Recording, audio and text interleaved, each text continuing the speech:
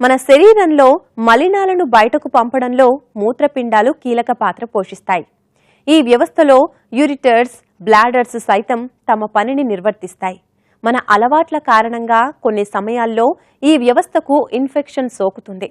ఫలితంగా వాపు మొదలుకుని ఎన్నో సమస్యలు ఎదురవుతాయి.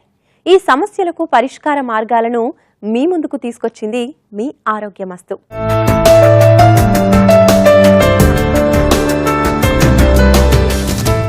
శరీర మనుగడకు ఆహారం తీసుకోవడం ఎంత అవసరమో అదేవిధంగా మలినాలను, వ్యర్థాలను బయటకు పంపడం అంతే అవసరం. ఇలాంటి వ్యర్థాలను బయటకు పంపించే శరీర భాగాల్లో కిడ్నీలు కీలకమైనవి. శరీరంలో రక్తం నుంచి వ్యర్థ మరియు అదనపు నీటిని ఇది బయటకు పంపిస్తుంది. ఇవన్నీ మూత్ర వ్యవస్థలో భాగంగా ఉంటాయి. మూత్ర రూపంలో శరీరంలోని మలినాలు బయటకు వెళతాయి. ఈ క్రమంలో కిడ్నీలు శరీరం నుంచి మలినాలను శుభ్రం చేస్తే యూరేటర్స్ మూత్రాన్ని కిడ్నీల నుంచి బ్లాడర్స్ వరకు తీసుకుపోతాయి. బ్లాడర్స్ లో మూత్రం చేరి యూరెథ్రా ద్వారా బయటకు పోతుంది. ఈ క్రమంలో ప్రతి భాగం ఎంతో ముఖ్యమైంది. ఈ వ్యవస్థలో ఎక్కడ బ్యాక్టీరియా పేరుకుపోయినా యూరినరీ ఇన్ఫెక్షన్ మొదలవుతుంది. ఎక్కువగా ఈ వ్యవస్థలో బ్లాడర్ ఇన్ఫెక్షన్ కు గురవుతుంది. ఇది బాధను కలిగిస్తుందే తప్ప సమస్యాత్మకంగా మారే పరిస్థితి ఉండదు. అయితే అక్కడి నుంచి బ్యాక్టీరియా వ్యాప్తి చెందితే మాత్రం చాలా పెద్ద సమస్యగా మారుతుంది. ఇది కిడ్నీ ఇన్ఫెక్షన్ కు దారితీస్తుంది. దీన్ని పైలోనెఫ్రైటిస్ గా వైద్యులు పిలుస్తారు. కిడ్నీలో ఏ చిన్న సమస్య ఉన్నా వెంటనే వైద్య చికిత్స తీసుకోవడం తప్పనిసరి. కిడ్నీ ఇన్ఫెక్షన్ కు ఎన్నో కారణాలుంటాయి. సాధారణంగా ఇది బ్లాడర్ ఇన్ఫెక్షన్ నుంచి ప్రారంభమవుతుంది. ఈ పేరుతో పిలిచే బ్యాక్టీరియా ద్వారా వ్యాపిస్తుంది.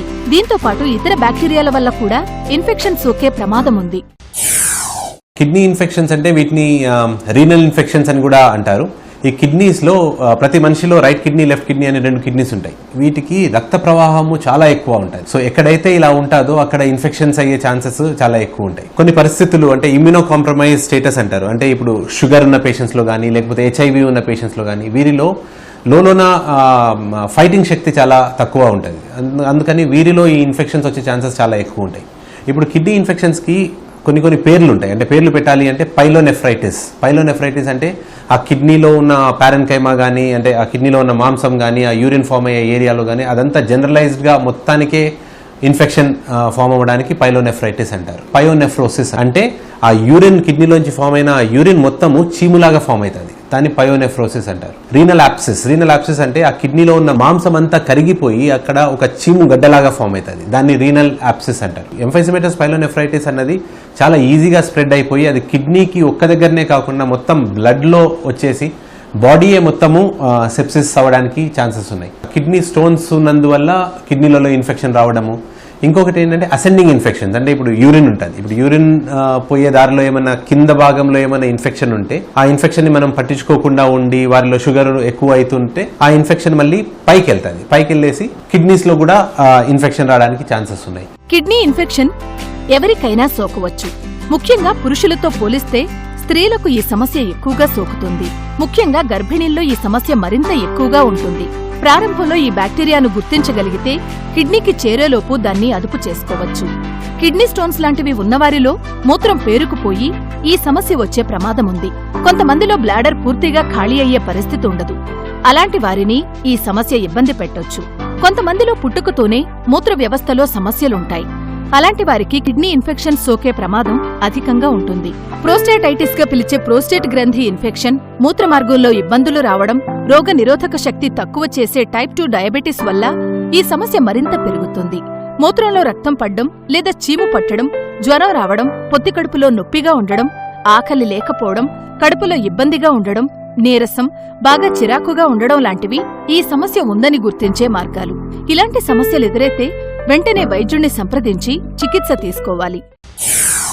కిడ్నీస్ ని ఐడెంటిఫై చేయాలి అంటే స్కాన్స్ చేయాలి. అది అల్ట్రాసౌండ్ అన్న కానీ, సిటీ అన్న కానీ స్కాన్స్ చేయాలి. కానీ దానికన్నా ముందు బాడీ లోపల ఆ కిడ్నీ నుంచి ఇన్ఫెక్షన్ బాడీ లోపలికి స్ప్రెడ్ అయిందా లేదా అంటే మనం నార్మల్ గా బ్లడ్ టెస్ట్, యూరిన్ టెస్ట్ చేసినాము అంటే ఆ దానిలో కూడా మనకు కొద్దిగా ఐడియా వస్తుంది. బాడీలో ఇన్ఫెక్షన్ ఉందా, కిడ్నీ సరిగ్గా పనిచేస్తున్నాయా, యూరిన్లో ఎంత ఇన్ఫెక్షన్ ఉంది, యూరిన్లో ఇన్ఫెక్షన్ ఉంది అంటే ఏ బ్యాక్టీరియాల వల్ల వస్తుంది. సో ఇవన్నీ మనకు బ్లడ్లో, యూరిన్లో కూడా మనకు కొద్దిగా ఐడియా వస్తుంది ఇన్ఫెక్షన్ ఎంత ఉంది అనేసి. మనము ఈ ఇన్వెస్టిగేషన్స్ అన్ని చేసిన తర్వాత, ఈ సిటీ స్కాన్, అల్ట్రాసౌండ్ చేసిన తర్వాత మనకు ఒక డయాగ్నోసిస్ లాగా వస్తుంది.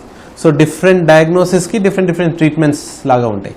బేసికలీ ఇన్ఫెక్షన్స్ని తగ్గించాలి అంటే, చాలా తక్కువ ఇన్ఫెక్షన్ ఉంది అంటే మనము ఇంజెక్షన్స్ తోటి టాబ్లెట్స్ తోటి తగ్గించుకోవచ్చు. అదే కాకుండా కొద్దిగా ఇన్ఫెక్షన్ కొద్దిగా పెరిగింది, చీములాగా ఉంది, లేకపోతే కిడ్నీ లోపల యూరిన్ పోయేదంతా యూరిన్ అంతా పస్లాగా ఫామ్ అయింది అంటే మనం ఇంటర్వెన్షన్స్ చేయాలి. ఇంటర్వెన్షన్స్ అంటే ఆ లోపల ఉన్న చీమును తీయడము, లేకపోతే వాళ్ళ కిడ్నీ బ్లాక్ ఏమన్నా ఉంది అంటే కింద నుంచి సర్జరీ చేసేసి ఆ స్టెంట్ వేయడం.